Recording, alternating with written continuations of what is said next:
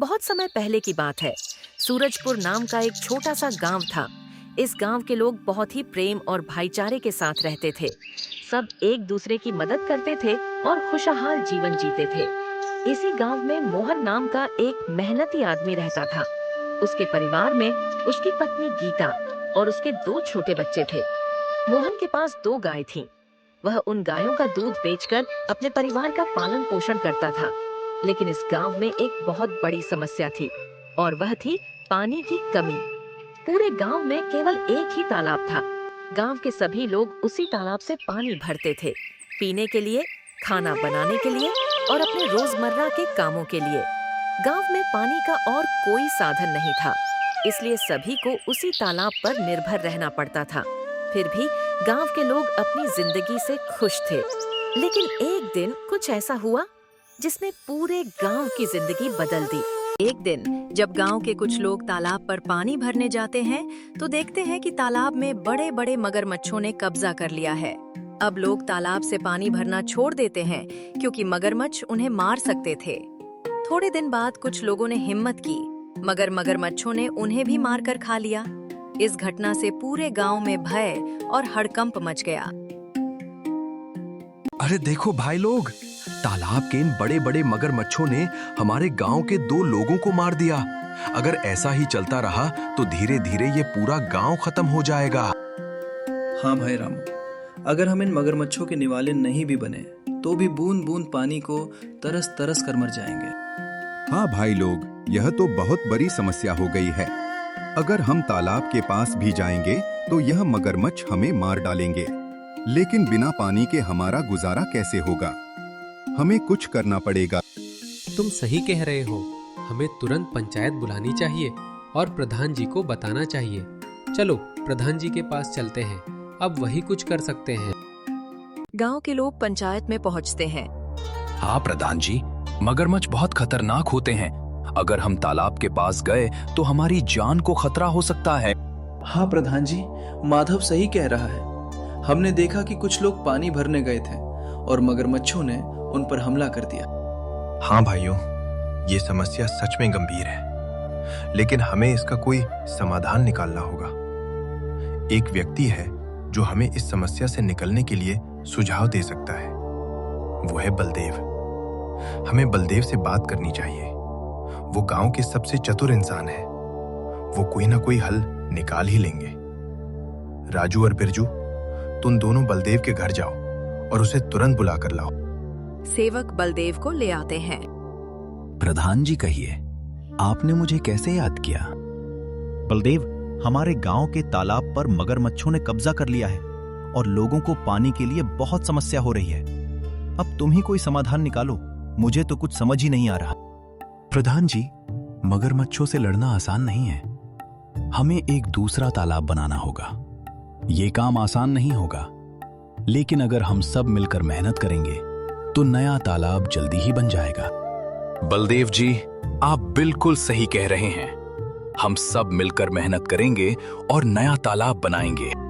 हाँ, हमें मिलकर काम करना होगा। इस समस्या का यही समाधान है।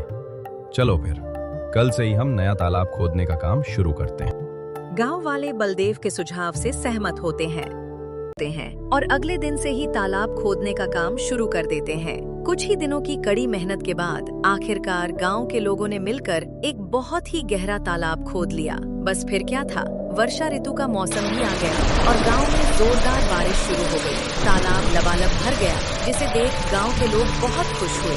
अरे माधव देखो, हमारा तालाब कैसे पानी से भर गया है। अब हमें उस मगरमच्छ वाले तालाब में जाने की जरूरत नहीं पड़ेगी। हाँ काका, आज मैं बहुत खुश हूँ। आखिरकार हमारे गांव को पानी की समस्या से निजात मिल ही गई। ऐसे ही कुछ दिन हंसी खुशी बीत जाते हैं, लेकिन एक दिन गांव के लोगों की खुशी को जैसे किसी की नजर लग गई। सुनिए जरा, इस तालाब से मटकी भर कर ले आना, घर में पानी खत्म हो गया है। और हाँ, जल्दी आना, वहाँ बातें करने मत बैठ जाना, तब तक मैं गाय का दूध निकाल लेती हूँ। ठीक है मीरा, लाओ मटकी मुझे दो, मैं अभी पानी भर लाता हूँ। जब माधव तालाब के पास पहुंचा, तो उसने देखा वहां बलदेव खड़ा है और वह गांव वालों से पैसे ले रहा है। भैया क्या बात है, ये बलदेव जी किस चीज के पैसे ले रहे हैं? अरे भाई माधव, क्या बताऊं, अब ये बलदेव हमसे इस पानी के पैसे ले रहा है। इनका कहना है कि जिसे भी पानी भरना है उसे पैसे देने होंगे। भगवान जाने अब क्या होगा। माधव तालाब के पास जाता है। माधव, तुम क्या कर रहे हो? तुम्हें पता नहीं है कि यहाँ से पानी भरने के लिए पैसे देने होंगे? लेकिन ये तो गांव का तालाब है, यहाँ पानी के पैसे क्यों? ये नियम अब बदल गया है। यहाँ से पानी भरने के लिए हर किसी को पैसे देने होंगे। ये तो सरासर अन्याय है। ये तालाब सबके लिए है, हमने मिलकर इसे खोदा है। तुम पैसे कैसे मान सकते हो? मुझे कानून मत सिखाओ, ये मेरा आदेश है। जो पैसे नहीं देगा उसे पानी नहीं मिलेगा। ये बिल्कुल गलत है। मैं इस बात को ठाकुर साहब के पास ले जाऊंगा। जाओ जाओ, ठाकुर साहब के पास जाओ। लेकिन अगर तुमने उनके सामने मुंह खोला तो तुम्हें और तुम्हारे परिवार को गंभीर परिणाम भुगतने होंगे। बलदेव से पंगा लेना तुम्हारे परिवार पर भारी पड़ सकता है। ठीक है, मैं पैसे दे दूंगा, लेकिन याद रखना, ये अन्याय ज्यादा दिनों तक नहीं चलेगा। माधव घर पहुंचता है। मीरा, जिस तालाब को हमने मिलकर खोदा था, बलदेव ने अब वहां पानी भरने पर रोक लगा दी है। वो पैसे मांग रहा है। ये बलदेव अपने आप को समझता क्या है? देख लेना, एक दिन इसके पापों का अंत जरूर होगा। इतनी गर्मी में गरीबों से पानी के पैसे लेता है। देख लेना, एक दिन ये बूंद बूंद पानी को तरसेगा। मीरा, ऐसा मत कहो। कोई हमारे साथ बुरा करता है, इसका मतलब ये नहीं कि हम भी वैसा ही करें। ऊपर वाला सब देख रहा है, सबको कर्मों की सजा जरूर मिलेगी।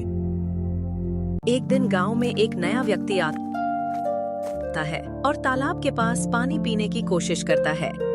ये तालाब तो काफी बड़ा है, यहाँ से पानी पी लेता हूँ, प्यास बहुत लगी है। ए, तुम कौन हो?